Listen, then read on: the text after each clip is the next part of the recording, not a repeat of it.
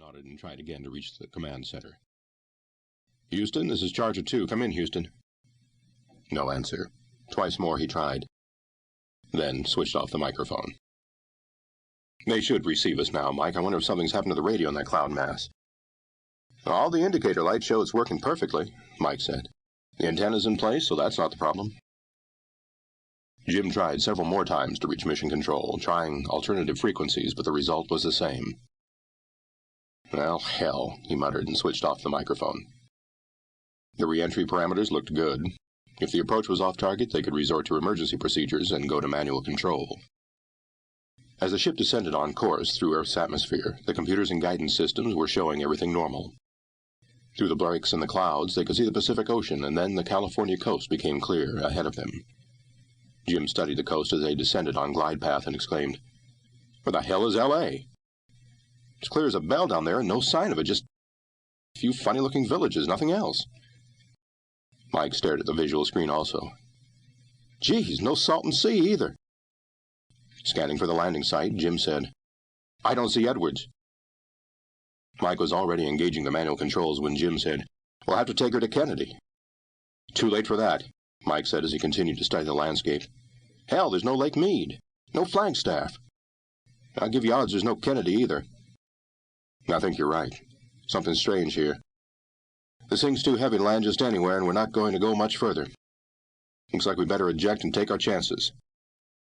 "Oh boy," mumbled Mike. He reached for the manual and began flipping pages, going through the checklist for ejection procedures.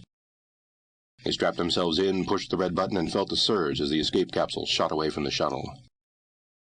They found themselves floating to Earth somewhere in the middle of the country, and watched Charger 2 fly on, hitting the side of a low hill, followed by an explosion that sent smoke and flame high in the sky. The capsule gently floated to Earth on the east side of a large river. It landed in a soft meadow surrounded by a mixture of cottonwood, aspen, and pine trees. Jim opened the hatch and stepped out on the grass. He leaned against the capsule as his shaky legs became reaccustomed to gravity. Mike followed and likewise had difficulty standing. As Mike struggled to keep his balance, Jim said, "Take it easy, Mike. It'll only take a few minutes for the circulation and muscles to return to normal. We were only up 3 days."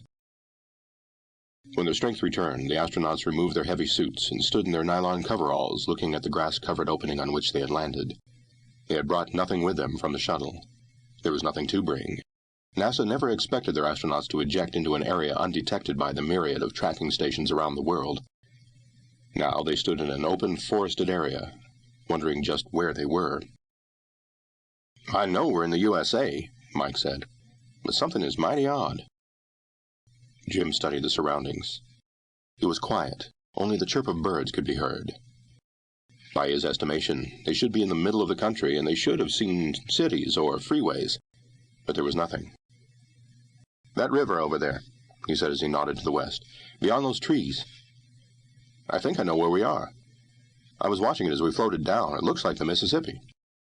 "It could be, but this whole area looks like it's never been settled," Mike said. "No civilization anywhere.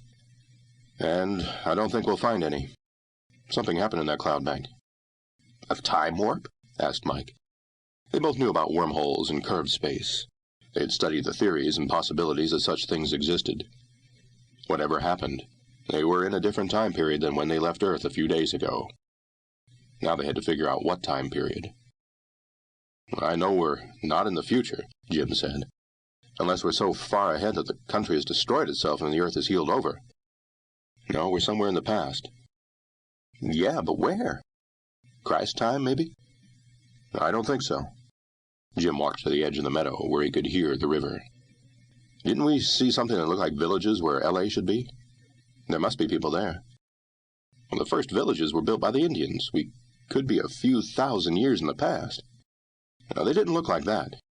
More like what the Spaniards built. They looked about 20 miles apart. The distance Spanish priests could walk in a day to establish their missions." They tried to narrow down the time by eliminating the obvious.